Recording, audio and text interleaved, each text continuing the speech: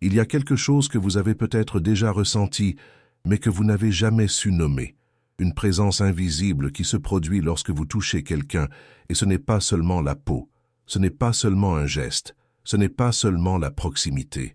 C'est comme si quelque chose traversait votre être, comme un souffle ancien franchissant le temps, envahissant le présent. Vous touchez, et il change.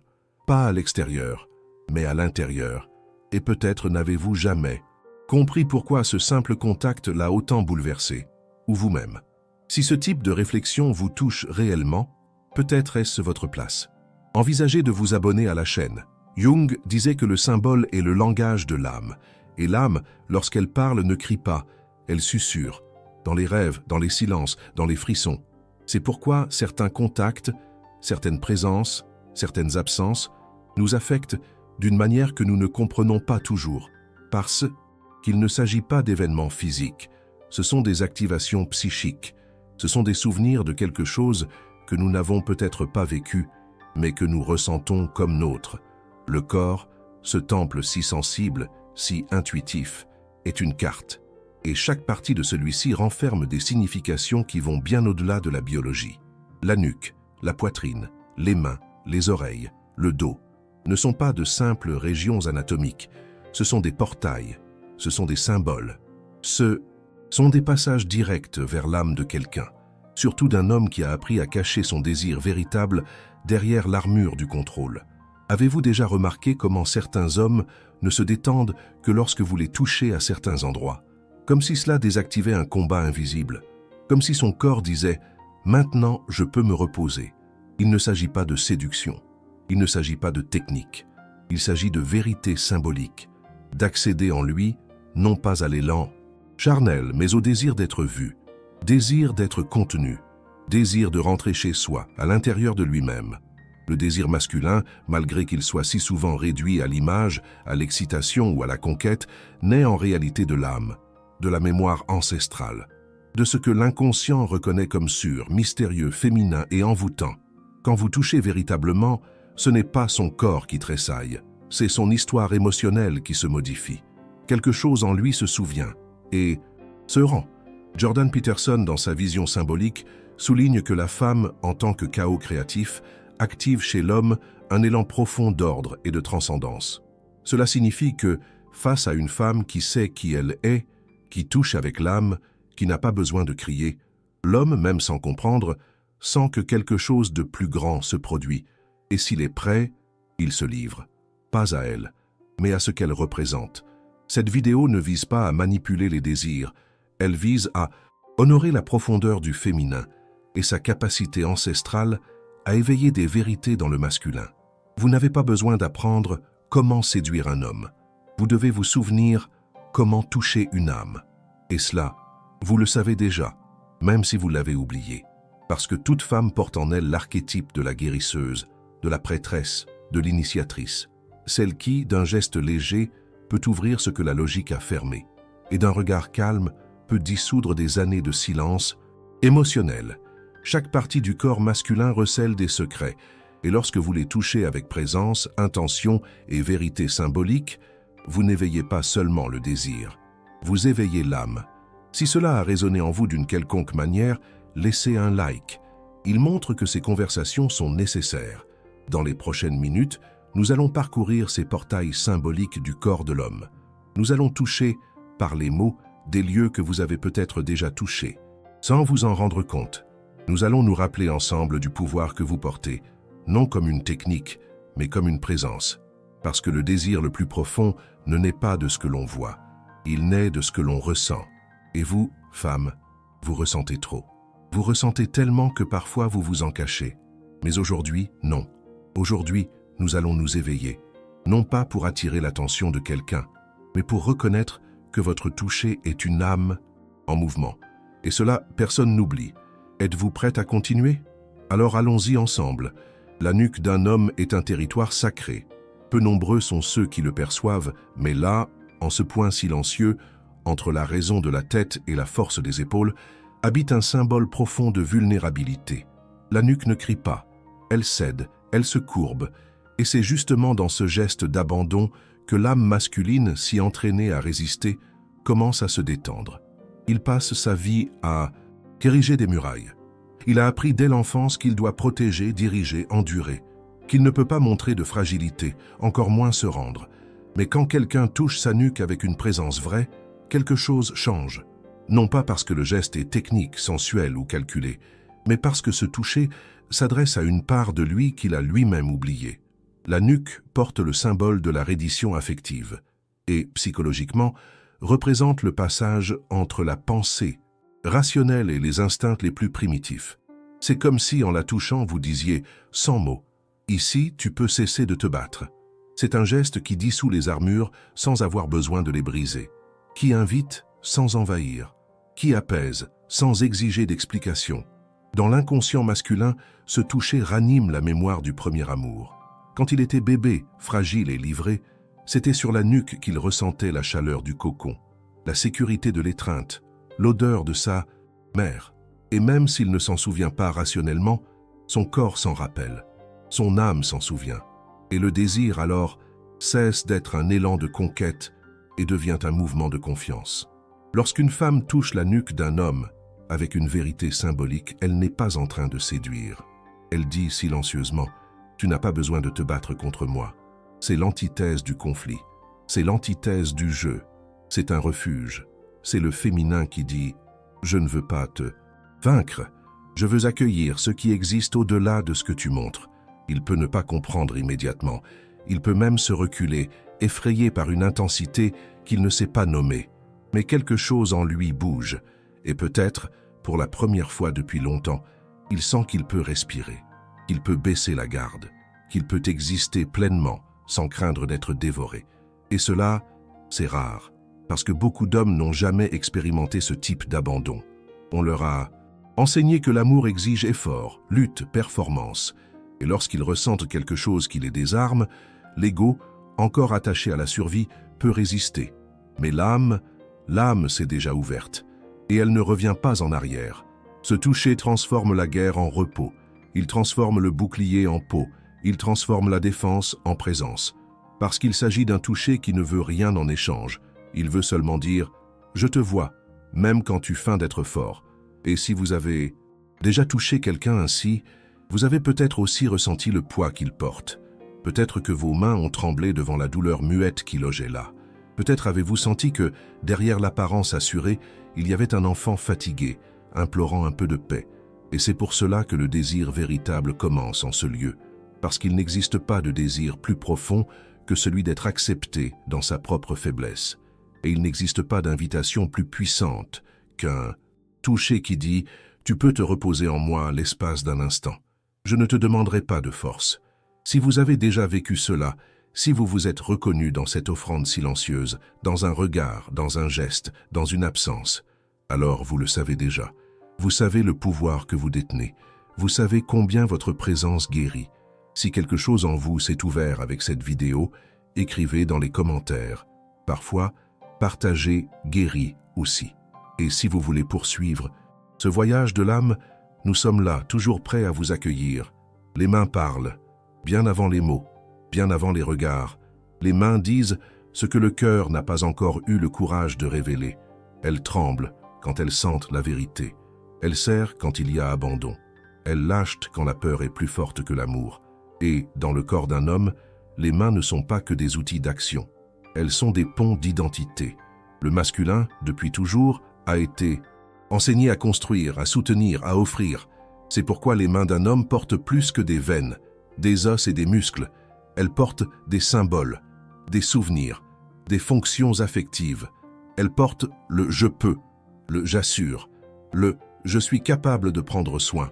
Quand vous touchez les mains d'un homme avec présence et vérité, quelque chose se produit. Pas dans le geste lui-même, mais dans ce qu'il représente. Parce que, dans ce contact, vous ne touchez pas simplement sa peau.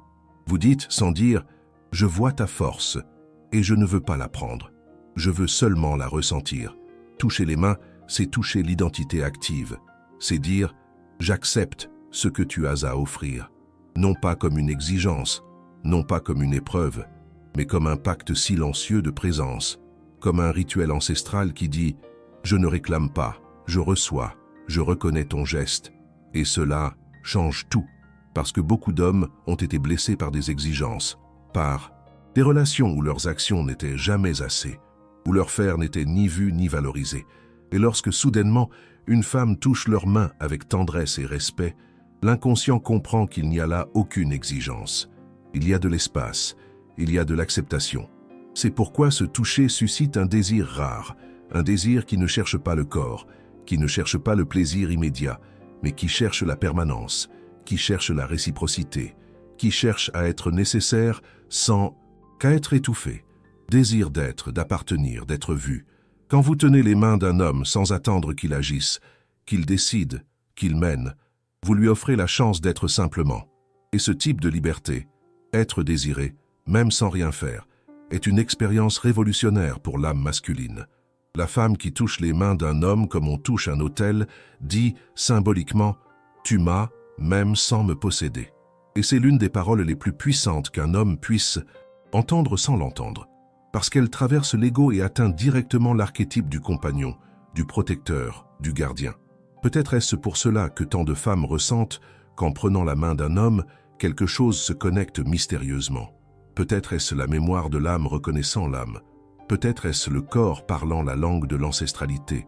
Peut-être est-ce le cœur disant « Ici, maintenant, je suis avec toi ». Et même s'il n'y comprend rien, même s'il résiste, même s'il retire ses mains ensuite, le geste a déjà eu lieu et la psyché a déjà été touchée. Parce que là où il y a vérité, il y a empreinte. Et là où il y a symbole, il y a mémoire. Si vous avez déjà ressenti cela, si, en touchant les mains de quelqu'un, vous avez senti un lien invisible, échappant à la logique, mais aussi réel que votre propre souffle, alors vous comprenez. Vous comprenez ce que ce toucher éveille. Non dans le corps, mais dans l'âme. Si cela avait du sens pour vous, si quelque chose a vibré en vous, laissez un like.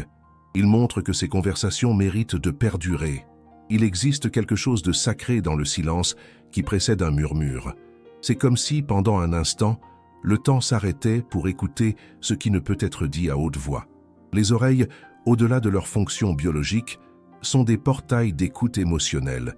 Et lorsque vous approchez cette région, spécialement d'un homme qui porte tant de bruit intérieur, vous dites « Je vois ton ombre et je ne la crains pas ». L'oreille masculine est l'un des points les plus vulnérables du corps, parce qu'elle ne se protège pas par des muscles, ne se défend pas par la force, elle reçoit simplement. Et cela, pour beaucoup d'hommes, est effrayant. Être réceptif, ressentir, écouter, sans filtre, sans contrôle, active des parties qu'ils ont appris à faire taire. Quand une femme s'approche de l'oreille d'un homme et la touche avec des mots doux ou par un geste léger, quelque chose de symbolique se produit. Elle invoque la sorcière archétypale, celle qui n'impose pas mais guide, celle qui n'ordonne pas mais conduit, celle qui parle à l'âme, non à l'esprit. Ce toucher ne concerne pas la séduction évidente. Il s'agit de révéler la narration cachée du masculin. Lorsqu'il entend une vérité dite avec douceur, mais avec profondeur, il n'écoute pas seulement vous, il s'écoute lui-même. Il entend sa douleur ancienne, ses insécurités étouffées, ses doutes engloutis. Il entend l'écho de l'enfant qu'on n'a jamais autorisé à pleurer, et le désir alors change de fréquence. Il cesse d'être physique, direct, palpitant. Il devient envoûtement, parce qu'il n'y a pas de plus grand envoûtement que d'être écouté en entier, sans jugement. Et c'est ce que propose le contact à l'oreille, un espace où le masculin peut enfin s'écouter de l'intérieur. Beaucoup d'hommes redoutent ce type d'écoute, parce qu'ils savent qu'y résident des vérités qu'ils ne veulent pas affronter, des vérités sur leurs blessures, leurs échecs, leurs sensibilités. Mais lorsque vous touchez ce point avec une présence authentique, même s'il fuit, même s'il prétend ne rien avoir ressenti, il a ressenti, car les paroles murmurées près de l'oreille ne meurent pas. Elles habitent, elles résonnent des jours après, des semaines après, dans les moments de solitude, dans les silences qui l'entourent, dans l'absence qu'il n'arrive pas à nommer. Et c'est là, dans cet intervalle entre ce qui a été dit et ce qui a été ressenti, que le désir se transforme en lien. Le toucher à l'oreille est un pacte avec l'invisible. C'est une alliance avec la part de lui qu'il ne montre à personne. Et peut-être est-ce pour cela que, quand une femme parle bas, mais avec l'âme, elle brise les défenses qu'aucun cri ne saurait percer. C'est en ce lieu que naît l'intimité véritable. pas celle qui dépend de corps nus, mais celle qui se construit avec des vérités murmurées. L'intimité qui n'exige pas, ne presse pas, ne dramatise pas, se contente de révéler, se contente d'exister. Et si vous avez déjà parlé à quelqu'un ainsi, près de l'oreille, avec calme, avec vérité, avec âme, vous savez que, même s'il n'a jamais répondu, quelque chose a été entendu, quelque chose a été éveillé, quelque chose en lui a reconnu en vous une voix dont il avait besoin, mais qu'il n'a jamais su demander. Voilà le pouvoir du toucher symbolique. Il n'a pas besoin d'autorisation rationnelle. Il pénètre là où l'ego ne peut pas empêcher. Et une fois à l'intérieur, il transforme. Si quelque chose en vous s'est ouvert avec cette vidéo, écrivez dans les commentaires, parfois, partagez guéri aussi.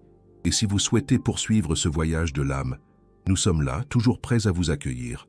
Il existe un endroit sur le corps masculin où presque personne n'ose vraiment toucher, un espace où il cache ce qu'il ne sait pas nommer.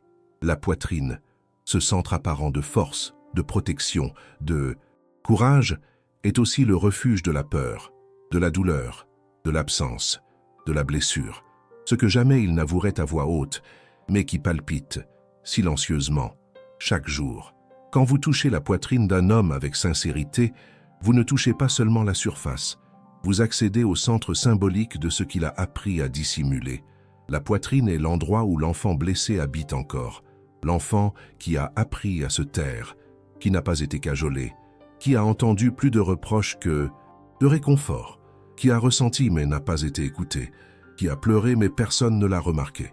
Et même s'il a grandi, même si aujourd'hui il a des épaules larges, une posture fière, une voix grave, à l'intérieur, le même enfant palpite encore, celui qui voulait des bras mais qui a appris à offrir son corps, qui voulait qu'on l'écoute mais qui a appris à crier intérieurement, qui voulait être aimé mais qui a appris à séduire pour ne pas être oublié. Le toucher de la poitrine, lorsqu'il est fait avec présence et non avec hâte, révèle cet enfant. Et cela effraie, parce que l'ego masculin ne veut pas être vu en ce lieu. Il s'enorgueillit de son armure, de son silence, de son indépendance. Mais le corps trahit, le corps sait. Et quand vous posez vos doigts là avec délicatesse symbolique, il sent que quelque chose se brise. Et peut-être pour la première fois, il ressent un soulagement. Ce n'est pas un soulagement de désir, c'est un soulagement d'avoir été vu, de ne plus devoir tout supporter en permanence, de pouvoir, l'espace d'un instant, laisser quelqu'un le toucher, non pas pour ce qu'il offre, mais pour qui il est. Un homme plein d'absence, tentant de paraître entier. Ce toucher n'offre pas le sexe, il offre le réconfort, et c'est plus puissant que n'importe quelle promesse de plaisir, car ce qui manque à la plupart des hommes n'est pas la stimulation, c'est le soutien, c'est l'âme, c'est le geste qui dit « je vois ta douleur et je n'ai pas besoin que tu la caches ». La femme qui pose sa main sur la poitrine d'un homme avec cette intention subtile ne réclame rien, elle offre simplement sa présence. Et cela change tout, parce que le masculin, habitué à être objet de désir ou de demande, ne sait pas comment gérer une affection sans performance. Le désir qui naît de ce point est profond, et c'est pourquoi, bien souvent, il est rejeté. Parce que là où il y a profondeur, il y a risque, et le masculin, blessé, redoute de se noyer, redoute de ne pas s'en sortir, redoute de se donner sans savoir revenir. Mais même quand il recule, même quand il feint de n'avoir rien ressenti, son corps a déjà réagi. L'inconscient a déjà enregistré ce souvenir. Peut-être n'en parle-t-il pas, peut-être disparaît-il le lendemain, peut-être dit-il qu'il n'était pas prêt. Mais il ne sera plus jamais le même, parce que le toucher véritable ne s'oublie pas. Il demeure, il habite, il transforme. Et si vous avez déjà ressenti cela, si vous avez déjà effleuré, quelqu'un ait senti le poids de son secret, si vous avez perçu qu'à cet endroit, dans le silence, existait une douleur qu'il ne savait même pas porter, alors vous savez. Vous savez que ce geste, aussi simple soit-il, est une guérison déguisée. Et c'est peut-être pour cela que tant de fois, c'est vous qui pleurez après, parce qu'en touchant sa poitrine, vous avez senti le manque qu'il ressent, mais ne dit pas. Et cela vous rappelle aussi votre propre manque, ce que vous auriez voulu recevoir, ce que vous avez appris à dissimuler. Vous avez touché, et l'espace d'un instant, vous avez été le réconfort qu'il n'a jamais eu, même s'il ne l'a jamais dit, même s'il ne revient jamais. Vous avez été le miroir de son âme. Et cela, personne d'autre ne pourra jamais le réitérer. Si cela vous a rappelé quelqu'un, ou vous-même à un moment donné, peut-être qu'une autre femme a besoin d'entendre cela aussi. Partagez avec l'âme.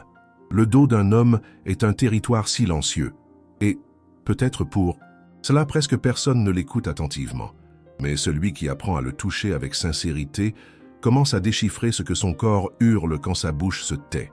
Le dos ne demande rien. Il ne quémande pas. Il porte simplement. Et il porte plus que des muscles. Il porte le poids du monde, des attentes, du rôle, de l'obligation d'être toujours fort, là où il ne peut atteindre de ses propres mains, résidant des parts de lui qu'il ne sait pas voir, des blessures qu'il n'a pas su nommer, des souffrances émotionnelles jamais soignées, des culpabilités jamais pardonnées. Le dos est l'endroit où il cache ce qu'il ne peut montrer, et c'est pour cela que le toucher du dos est un acte d'intimité profonde. La femme qui effleure le dos d'un homme avec sensibilité et présence dit sans parole « Je sens ce que tu caches », et non pas avec jugement, mais avec compassion. Car ce toucher n'envahit pas, il soutient, il porte. Il offre ce que le monde entier semble lui enlever sans cesse, un espace où il peut être humain.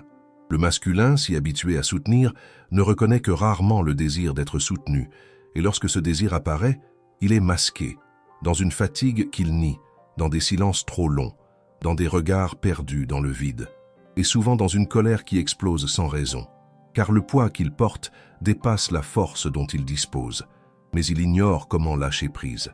Alors, lorsque quelqu'un pose ses mains sur son dos, comme pour dire « tu peux te reposer », un moment, quelque chose cède, la rigidité s'adoucit, l'armure se ramollit, et à l'intérieur, il s'autorise, même pour une seconde, à être pris en charge, à être vu, à être accueilli sans rien faire.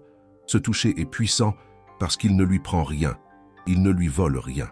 Au contraire, il lui rend le droit d'être vulnérable, de ressentir la douleur, de s'épuiser, de ne pas savoir.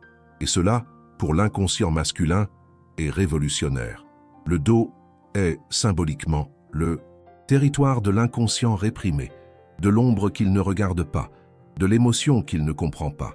Et quand une femme touche cet endroit, elle dit en quelque sorte « Je ressens ce que tu feins de ne pas ressentir ». Et seules celles qui aiment avec profondeur peuvent toucher cette douleur, sans peur. Bien souvent, ce toucher n'est pas rendu. Il ne réagit pas, il ne remercie pas, il ne comprend pas. Mais son corps comprend, son système nerveux comprend, son inconscient comprend. Et, à partir de ce moment, quelque chose en lui garde la mémoire d'avoir été soutenu, même pour un instant, même s'il n'en parle jamais. Ce désir qui naît dans le dos n'est pas celui de l'excitation, c'est celui du repos, de la confiance, de l'abandon sans exigence, le désir d'être vu au-delà de la performance, d'être aimé sans devoir porter le poids du monde, de pouvoir, pour la première fois, être simplement lui, sans rôle, sans masque, sans objectif. Si vous avez déjà touché quelqu'un ainsi, si vous avez ressenti le frisson silencieux d'un homme qui, en étant touché dans le dos, a laissé une larme intérieure s'échapper, alors vous avez été un refuge. Et cette expérience, aussi silencieuse soit-elle, demeure. Parce que le corps n'oublie pas le geste qui a soulagé le fardeau. Il peut ne pas être resté, il peut être parti le lendemain. Mais vous lui avez laissé quelque chose qu'aucune autre ne laissera. Vous avez touché ce qu'il ne voyait pas. Vous avez soutenu ce qu'il ne disait pas. Vous avez ressenti ce qu'il niant. Et cela, c'est le genre de toucher qui résonne pour toujours, même dans le silence. Si quelque chose en vous s'est ouvert avec cette vidéo, écrivez dans les commentaires. Parfois, partagez guéri aussi. Et si vous souhaitez poursuivre ce chemin de l'âme, nous sommes là, toujours prêts à vous accueillir. Carl Jung nous enseignait que les symboles ont plus de pouvoir que les faits, parce que le symbole traverse l'esprit et s'installe dans l'âme. Il parle une langue qui n'a pas besoin de traduction, qui n'exige pas de logique, qui existe simplement, silencieuse et transformatrice. Et lorsque nous parlons de désir, c'est de cela qu'il s'agit, de ce qui se ressent avant d'être compris, de ce qui touche avant d'être nommé. Ce n'est pas le corps parfait qui éveille le désir profond d'un homme, c'est la présence symbolique, c'est l'énergie qui arrive avant la parole.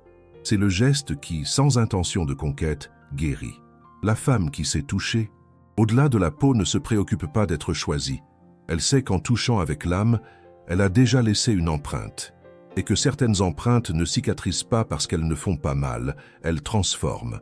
Clarissa Pinkola Estés nous rappelle la femme sauvage, celle qui touche avec l'âme et qui, pour cela, effraie, parce qu'elle guérit, parce qu'elle révèle, parce qu'elle montre à l'homme non pas qui elle est, mais qui il ne connaissait pas encore en lui.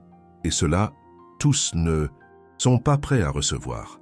En touchant les parties oubliées d'un homme, non pas avec une technique, mais avec présence, vous devenez un miroir. Vous ne séduisez pas, vous révélez. Vous révélez l'ombre, la peur, l'enfant, le guerrier épuisé, l'homme qui cherche encore quelque chose qu'il ne sait pas définir. Et en touchant cet endroit, avec amour et sans attachement, vous devenez inoubliable. Parce que le désir véritable n'est pas physique. Il est psychique. Il est le souvenir d'avoir été vu là, où personne ne regardait, d'avoir été ressenti là où il n'y avait que silence, d'avoir été touché là où personne n'osait aller. Et cela, le temps ne l'efface pas.